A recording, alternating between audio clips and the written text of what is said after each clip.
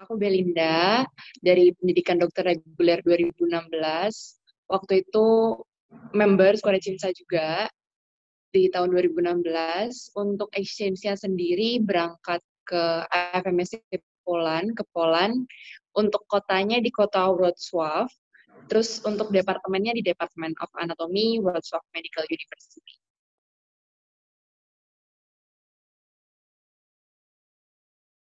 Sebenarnya target negaraku tuh emang yang di bagian Eropa.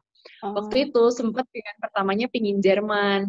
Cuman kalau di Jerman itu di exchange condition-nya memang ada pernyataan bahwa harus punya sertifikasi bahasa Jerman.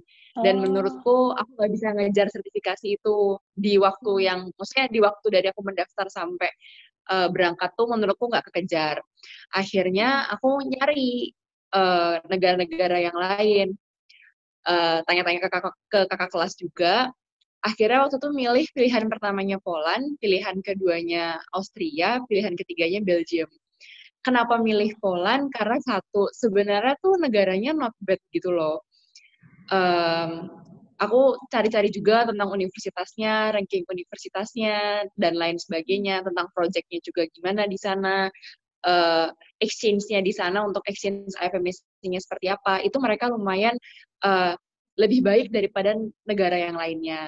oh, Untuk mata uangnya, dia pakai Poland Zlotys, which is kalau dikerupiahin saat itu cuma 3.700, tiga ribu tujuh oh, ratus rupiah, rupiah, 3.700 rupiah. Jadi kayak lebih murah, apapun yang aku beli di sana jatuhnya lebih murah. Jadi untuk kesehariannya juga kayak makan, terus transport, itu semua lebih murah gitu sih. hmm,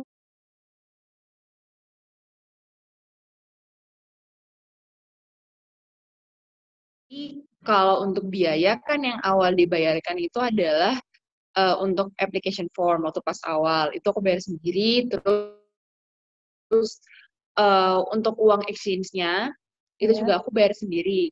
Cuman kalau untuk di UGM dan sebenarnya beberapa univ lainnya sih ada, kita tuh bisa mengajukan proposal buat meminta bantuan uang untuk exchange. Caranya oh, gimana? Kalau di UGM itu kita minta bantuan nanti ke akademik, kita masukin kayak proposal gitu ke akademik dan dibantu sama fakultas, memang nggak 100%, tapi nominalnya lumayan lah gitu. Selain oh, itu, untuk masukin untuk proposal itu dan teman-teman yang lain juga masukin, dan sebenarnya ada cara yang lain juga, kayak kita bisa minta apa ya, bantuan dana atau sponsorship dari perusahaan. Itu kita bikin proposal juga, tapi kita memang harus nyari sendiri kira-kira perusahaan mana yang mau ngasih bantuan atau sponsor buat kita gitu sih. Jadi kalau sumber pendanaan kemarin aku sendiri, dan ada bantuan dari fakultas itu.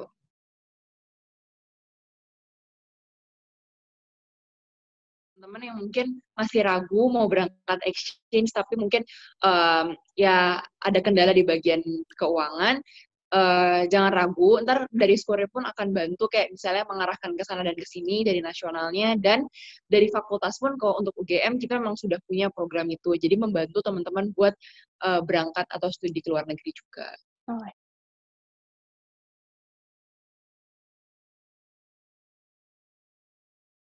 Aku itu awalnya diterima, milih proyeknya adalah forensik. Oh, mungkin aku hmm, cerita dulu gini. Kalau di Poland itu agak berbeda dengan di negara lain.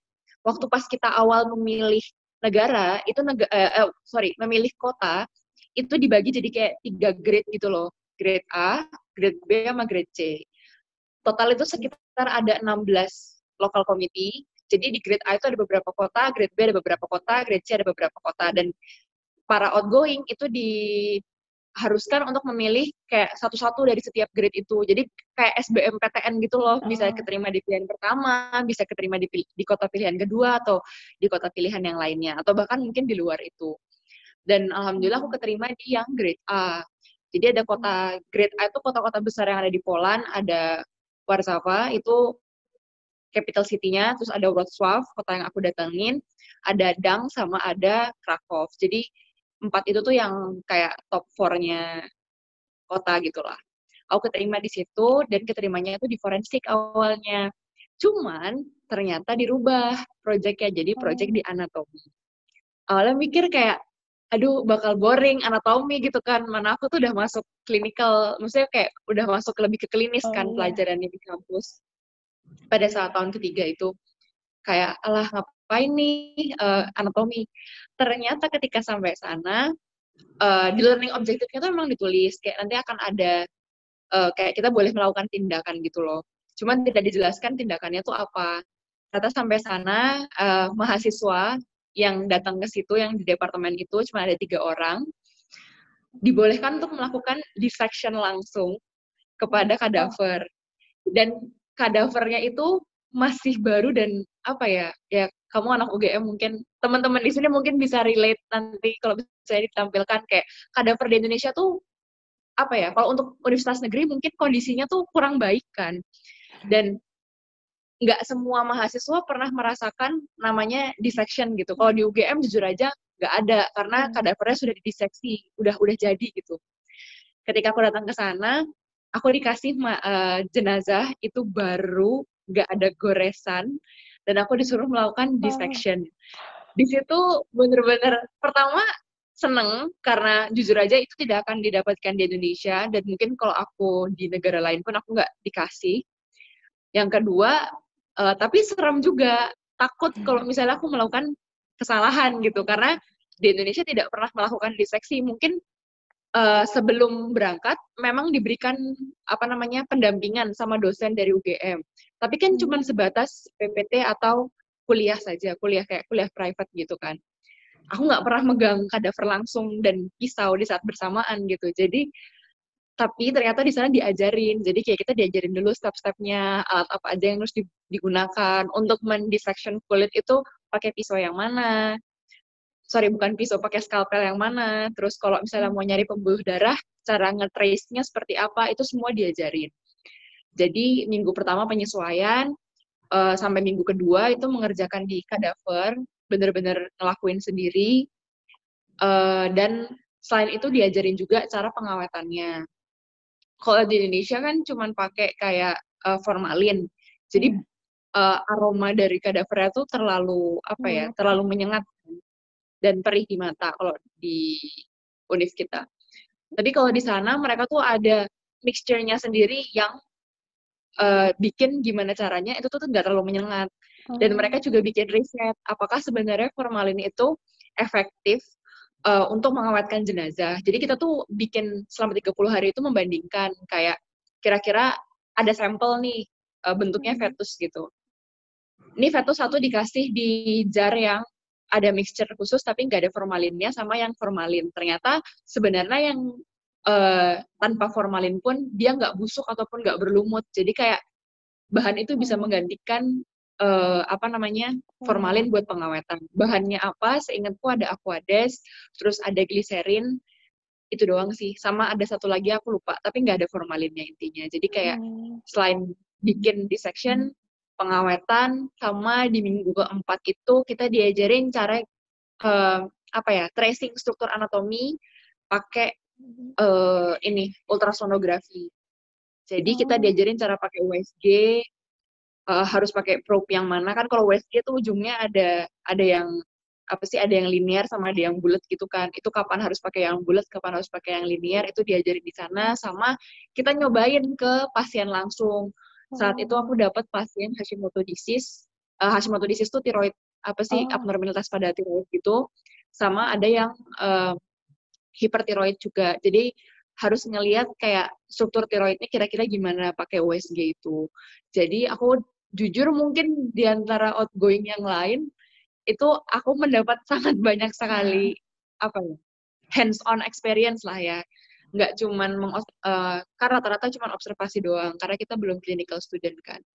Tapi ternyata aku hmm. ketika aku datang ke sana, aku dapat sebanyak itu pengalaman yang baru dan menurutku berharga banget sih. Kayak ya kalau mau dicari-cari di Indonesia untuk yang kayak gitu mungkin nggak ada gitu. Suka duka. Tadi pertanyaan selanjutnya suka duka ya. Iya. Kalau suka duka, sukanya udah lah ya tuh sukanya banyak. Dukanya sebenarnya nggak ada dukanya sih. Cuman kan harus adaptasi juga di sana tinggal sendiri. Terus kebetulan aku muslim jadi aku harus cari makanan yang halal, terus aku harus minta izin ke teman-temanku juga, memberikan pengertian bahwa aku akan beribadah di dorm, karena saat itu tinggalnya di dorm. Oh, Tapi syukur semuanya welcome sih, jadi kayak aku nggak ada masalah di situ. Dukanya mungkin karena di Indonesia jarang jalan kaki, dan di iya, sana mengharuskan setiap jalan hari kaki. jalan kaki. Sebenarnya transport umum ada, cuman kayak nggak enak aja kalau sama teman-teman semuanya jalan, aku nggak jalan gitu kan. Dan Iya. ya udah jalan kaki. Jadi seminggu pertama itu kaki bener-bener panas, sakit, kapalan, ya udah. Tapi minggu kedua, minggu ketiga, minggu keempat, ya udah adaptasi, udah biasa untuk jalan, jadi ya udah sih gak ada masalah.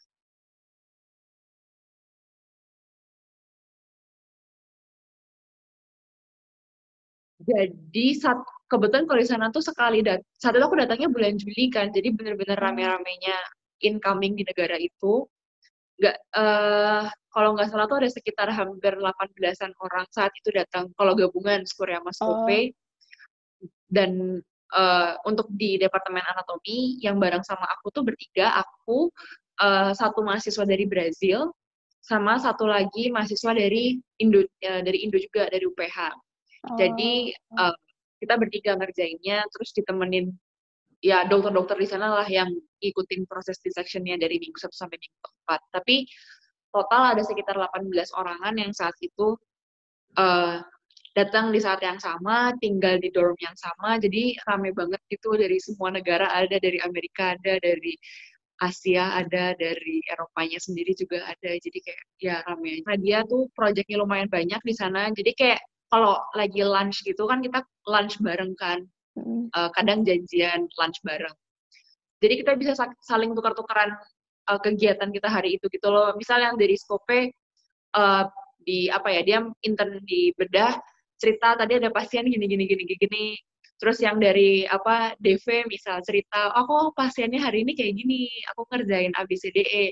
Terus yang dari anatomi aku cerita aku di section apa hari ini. Terus yang dari project lain juga cerita. Jadi apa ya, dapat ilmunya nggak cuma dari departemen kita doang, tapi jadi kayak holistik gitu, dapat pengalaman dari yang lain juga. Ruangannya exchange, gengs, karena ya apa ya, pengalaman yang mungkin kesempatannya mungkin nggak sekali, bisa aja nanti pergi-pergi lagi, atau mungkin dengan mudahnya bisa pergi ke luar negeri gitu dengan keluarga dalam rangka liburan. Tapi feel-nya tuh beda ketika harus tanggung jawab dengan diri sendiri, jaga keamanan diri sendiri dari berangkat ke Indonesia sampai pulang lagi ke Indonesia, belajar di sana, adaptasi dengan kultur yang sangat berbeda juga, dan apa ya, dapat temennya itu sih yang menurutku kayak susah banget mungkin di kesempatan yang lain. Dan sampai sekarang aku juga masih keep up dengan teman-teman yang ada di sana, bahkan sama orang-orang yang dari univnya juga. Bahkan sekarang lagi COVID kan, di mana-mana juga COVID, jadi kayak ya kita tiap hari di grup ngomongin, oke, di Poland udah ada berapa casualties, terus yang di Finland ada berapa, yang di Kanada ada berapa, itu bahkan lebih update daripada Live Today, jadi kayak aku dapat info duluan gitu. Oh oh, gini ya, oh kalau di Korea penanganannya gini ya, oh kalau di uh, Spanyol kira-kira penanganannya ABCDE, terus ada juga yang dari Itali kayak yang jadi updated aja gitu. Dan sampai sekarang kita masih chat satu sama lain, bahkan teleponan juga. Jadi itu yang apa ya, plus poinnya dari exchange itu salah satunya selain akademik ya bagian relasi.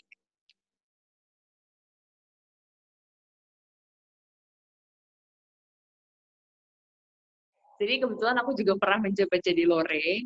iya, Jadi kalau di lokal nanti itu kan ada exchange fair. Tapi mungkin untuk sekarang nanti exchange fair-nya akan dalam bentuk online, jadi teman-teman nggak perlu datang ke kampus, dan nanti akan ya diarahkan lah kira-kira untuk AF-nya seperti apa. Pertama-tama pastinya ngisi application form terlebih dahulu dengan semua prasyaratnya, surat-surat penyerta, kayak misalnya apa namanya, yang harus ada tanda tangan orang tua dan lain sebagainya itu diisi. Nah, mungkin terus kayak misalnya motivation letter, terus apa kurikulum vitae itu diisi selengkap-lengkapnya. Tips aja sih, untuk kurikulum vitae itu teman-teman mengisi satu, datanya harus benar dan jujur, jangan jangan apa ya, jangan malsu-malsu data lah intinya. Terus yang kedua, untuk prestasi, gunakanlah prestasi yang terbaru. Jangan misal lomba makan kerupuk 17 Agustus TK gitu, nggak usah dimasukin. Jadi yang terbaru dan yang relevan dengan akademik atau relevan dengan kira-kira pemberangkatan exchange ini. Misal pernah lomba English debate atau pernah ikut lomba riset dan lain sebagainya, itu bisa dimasukkan. Tapi kalau yang tidak berkorelasi dengan exchange, ya jangan dimasukkan gitu. Itu satu. Terus yang kedua, biasanya paling bingung di motivation letter. Gini, dari pengalaman aku bikin motivation letter dan aku menilai motivation letter orang, satu, jangan kepanjangan. Motivation letter itu bukan skripsi, jadi 1-2 halaman itu udah ideal. Tulislah, kan pakai bahasa Inggris nih motivation letternya, gunakanlah bahasa Inggris yang baik dan benar, istilahnya kayak pemilihan kata dan lain sebagainya. Itu teman-teman harus menggunakan bahasa yang apa ya, formal atau semi formal. Kan sekarang banyak tuh aplikasi di internet buat ngecek kayak grammar atau segala macam. Itu bisa dipergunakan juga kayak misalnya Grammarly, supaya teman-teman juga punya pilihan vocab dan apa ya, pilihan vocab dan kata-kata yang lebih baik lah istilahnya gitu. Nah, selain itu nggak usah bluffing, jangan apa ya, jangan kayak, oh aku pernah ABCDE, tapi nggak, yang tadi itu tidak berkorelasi dengan akan berangkatnya exchange. Jadi, pertama, kalau menurutku yang ideal, di paragraf pertama teman-teman itu memperkenalkan diri, teman-teman itu siapa, mahasiswa kedokteran tahun berapa, di mana, intinya profil singkat teman-teman. Terus di paragraf kedua, teman-teman baru menceritakan ke interest teman-teman tuh kira-kira apa. Apakah kenapa mau masuk, misal ada yang nulis kenapa mau masuk fakultas kedokteran, karena memang dia suka dengan hal yang berbau medis, atau suka dengan riset medis, atau pingin apa ya, kayak pengabdian masyarakat dan sebagainya. Itu bisa teman-teman tulis di misal di paragraf kedua.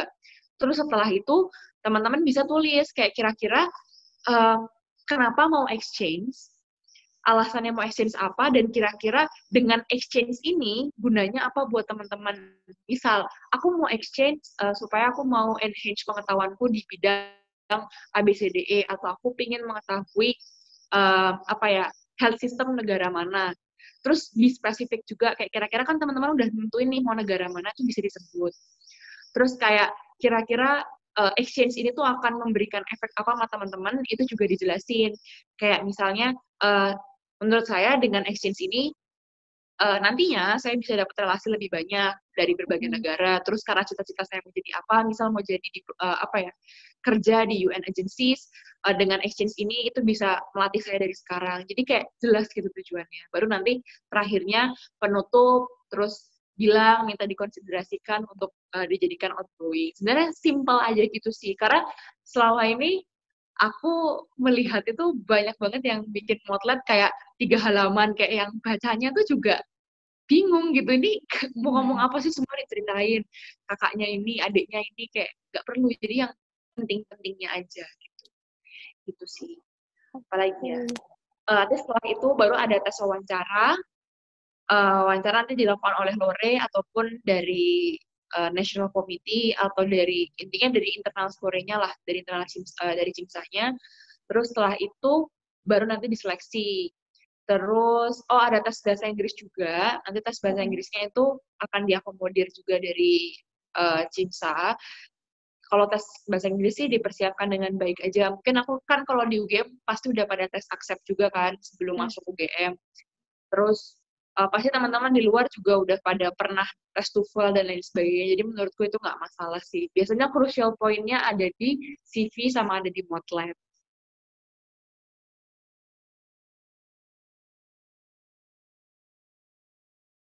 Nah, jadi teman-teman masih punya apa ya, bersyukurlah teman-teman kalau misalnya kemarin itu aktif di CIMSA. Atau mungkin sekarang juga bisa aktif di CIMSA dengan misalnya ada air campaign atau segala macam, teman-teman ikutan. Karena kenapa? Poin keaktifan di organisasi itu juga ada poinnya sebenarnya, dan nanti memudahkan teman-teman untuk apa ya, untuk menjawab pertanyaan di wawancara juga. Ini aku nggak bocorin, tapi ya bocorin dikit lah ya. Intinya kenali terlebih dahulu CIMSA itu apa, kenali juga program exchange ini baik mau research exchange ataupun mau professional exchange, dikenali baik-baik programnya seperti apa, supaya teman-teman nanti diwawancara itu lancar. Gitu sih. Kalau dari awal sampai akhir seleksinya dan bocorannya.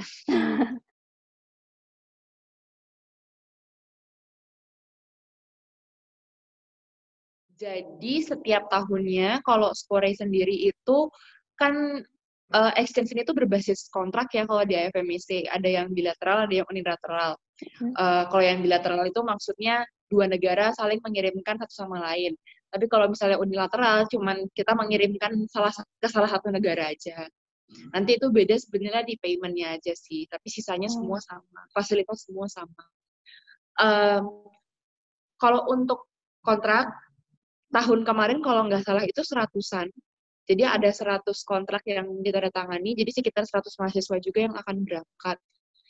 Nah, setiap lokal itu ada jatahnya masing-masing. Kan lokal-lokal Skore Cimsa ini ada tersebar kan di Pulau Jawa dan Pulau Sumatera. Nah, itu tuh punya kuota masing-masing. Kira-kira berapa sih yang akan diambil dari UGM, berapa yang akan diambil dari UI, berapa yang akan diambil dari UNAN misalnya. Nah, kalau di UGM sendiri itu sekitar 10-an setiap tahunnya itu berangkat untuk Skore. Gabungan biasanya second wave atau first wave itu sekitar 10-an.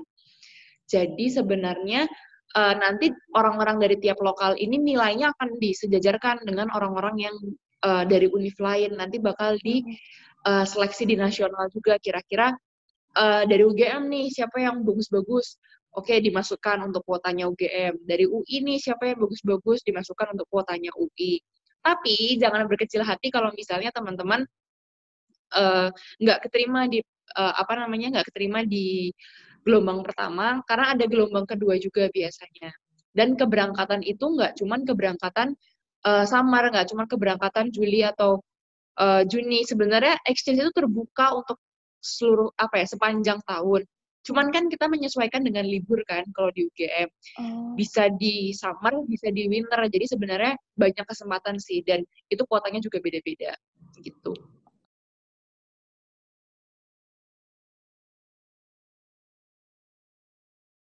Nah, jadi kalau misalnya di kita mencarikannya biasanya dari nasional akan mencarikannya itu biasanya yang summer. Summer itu biasanya mulai dari Juni, Juli, Agustus, terus winter itu sekitar November, Desember, Januari, Februari, sekitar bulan-bulan itu. Karena kan nggak mungkin juga mahasiswa, kalau misalnya kita di UGM ya, internal UGM, kita nggak mungkin meninggalkan akademik 1 bulan. Kasian buat teman-teman, apalagi kan soalnya kita sistemnya blok, jadi kayak nggak bisa diambil terpisah gitu loh. Jadi kalau di UGM sih melaksanakannya sesuai dengan libur semester. Libur semesternya itu ya sekitar bulan yang tadi aku sebutin. Atau misal sebenarnya kalau mau di bulan yang lain juga boleh, tapi biasanya tidak terlalu dianjurkan sih. Biasanya kalau mau winter kita di Desember atau Januari kalau UGM ya. Terus kalau misalnya summer biasanya di Juli atau di Agustus. Nah, karena sekarang itu tidak bisa, kalau sekarang kan lagi ya pandemi kan. Jadi untuk sekarang memang yang summer itu dihentikan. Semua yang summer itu dipospon. Boleh dipospon atau boleh dibatalkan. Jadi benar-benar tidak ada yang berangkat di summer ini karena kita menjaga, kalau dari nasional pun menjaga, dari Skore nasional ataupun Cimsap dan AFMSC pun itu menjaga keamanan para outgoing-nya. Jadi yang summer ini semua dihilangkan, akan ada lagi itu summer tahun depan atau mungkin winter. Tapi kita juga melihat perkembangan pandemi ini, kira-kira apakah winter nanti masih tinggi kasusnya atau sudah hilang atau mereda mungkin. Jadi yang winter bisa berangkat, tapi kalau untuk summer ini jujur tidak akan ada yang berangkat. Gitu.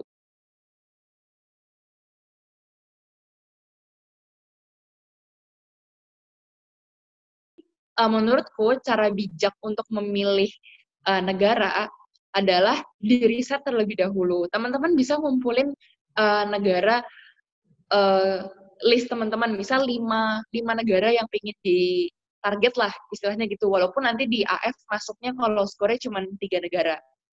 Nah, setelah teman-teman melis itu, dengan alasan apapun, mungkin kalau orang yang bijak dan konkret akan memilih berdasarkan mungkin health systemnya atau ranking universitasnya, tapi ada loh yang milih karena kayak, wah aku pengen ke Prancis karena mau liburan di Paris, itu ada. Itu preference teman-teman ya, karena exchange ini dibawanya fun tapi serius juga, jadi boleh libur, bukan boleh libur, boleh liburan tapi setelah exchange, jadi jangan mengganggu waktu exchange-nya.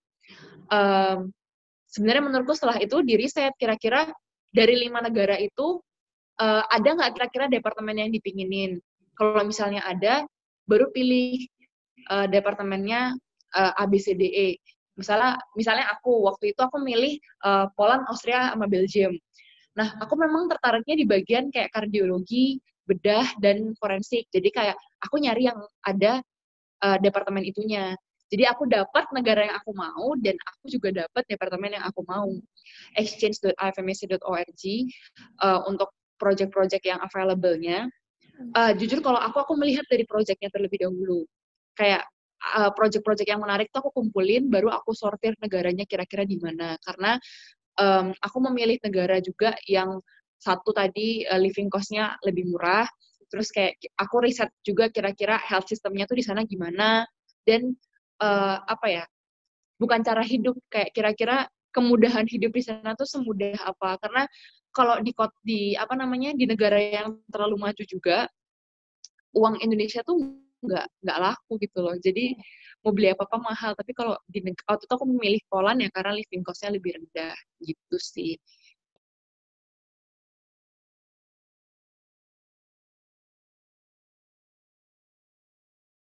Oke, kalau mau daftar exchange dipersiapkan dengan baik ya segala sesuatunya, baik sebelum pendaftaran ataupun saat seleksi ataupun bahkan saat berangkat tuh semuanya harus dipersiapkan dengan baik karena teman-teman nanti di sana akan tinggal sendiri, belum tentu ada temennya yang sesama Indonesia. Yang kedua, niatkanlah exchange untuk belajar karena kalau di UGM kan bisa ditransfer kredit dan itu menggantikan satu modul elektif di blok D3. Dan iya, jadi bisa menggantikan. Jadi kalau misalnya kan di blok D3 tuh elektif ada 2 modul. Kan satu blok tuh 6 SKS. Nah, satu modulnya 3 SKS. Nah, 3 SKS ini nanti bisa diambil dari keberangkatan exchange itu. Tapi ada minimal kehadiran. Kayak misalnya di Skore kan minimal kehadiran tuh 80% dari total semua hari di project itu yang udah dijanjikan.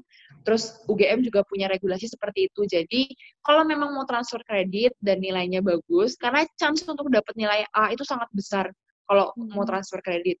Asalkan teman-teman ya tadi itu sungguh-sungguh dalam exchange-nya. Itu chance buat dapat nilai A 3 SKS itu lumayan. Dan sisanya satu lagi, teman-teman bisa ambil di UGM atau mungkin yang teman-teman sebelumnya ada summer course atau segala macam itu bisa dipakai juga. Dan jadi teman-teman bisa libur 3 minggu, bisa buat nyiapin osteopre gitu. Kalau menurutku berguna banget sih exchange ini. Jadi kalau misalnya berangkat diseriusin, jangan main-main lah istilahnya gitu. Terus yang ketiga, menurutku harus jadi orang yang open minded. Karena kultur itu pasti sangat berbeda. Jujur, orang di luar, orang Eropa itu kalau ngomong ceplas-ceplos dan menurutku kadang kayak nggak ada basa-basi gitu loh. Jadi teman-teman harus terbiasa dengan itu. Dan kalau memang ada orang yang bertanya tentang apapun, ya dijawab. Respect pertanyaan mereka, jelasin, oh kalau kultur di aku seperti ini, aku nggak biasa dengan kultur seperti itu, jelasin aja. Tapi harus juga belajar untuk adaptasi. Dan dipersiapin udah, transfer kredit udah, open minded udah, jaga diri sih di sana. Kayak 1 bulan itu terasa bentar banget, tapi dalam 1 bulan itu bisa terjadi banyak hal. Kayak misalnya ada yang kecopetan atau segala macem. Jadi teman-teman harus pintar jaga diri, pintar memposisikan diri juga kira-kira gimana. Ya intinya, dan patuhin juga semua aturan yang ada di sana. Hati-hati, di Eropa banyak denda. Bahkan jalan di tempat yang tidak seharusnya jalan kaki itu bisa didenda. Jadi hati-hati di bagian situnya. Gitu sih kalau menurut aku. Sisanya ya selamat berangkat exchange.